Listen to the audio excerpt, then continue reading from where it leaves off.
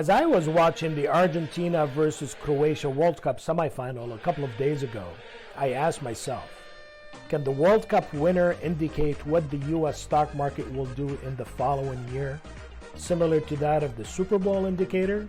See, in 1978, a sports writer for the New York Times by the name of Leonard Koppett introduced the concept of the Super Bowl indicator. The idea behind his indicator was that if a team from the AFC wins the Super Bowl, then the U.S. stock market would have a negative performance that year.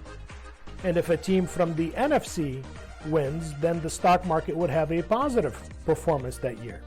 Through his research, Koppett showed that up until he introduced this concept in 1978, his indicator predicted the performance of the stock market 100% of the time correctly. This unfortunately has not been the case since, but the question here remains.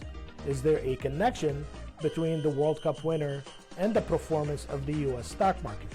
Well, here's what I found when I researched the last 25 years or so.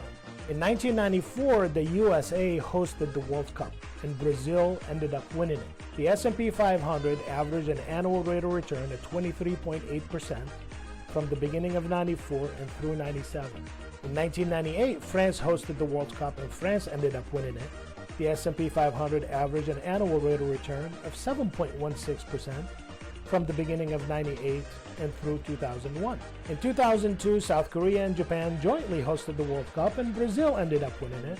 The S&P 500 averaged an annual rate of return of 5.59% from the beginning of 02 through the end of 05. In 06, Germany hosted it, Italy won it. The S&P 500 averaged a positive annual rate of return of 2.68% from the beginning of 06 through the end of 09.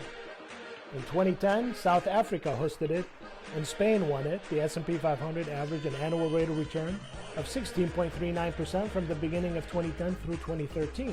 In 2014, Brazil hosted it, Germany won it. The S&P gave us 12.21% as an average annual rate of return from the beginning of 14 through the end of 17. And in 2018, Russia hosted it and France won it. The S&P 500 had an annual average rate of return of 18% from the beginning of 18 through the end of 2021. And here we are in the first year of a new 4-year span till the next World Cup, and this year has delivered a negative rate of return so far. Was I able to detect any correlation? Not at all. I tried to look at the continents of the host countries. I looked at the continents of the winning countries, the different teams, the different languages, the different flag colors.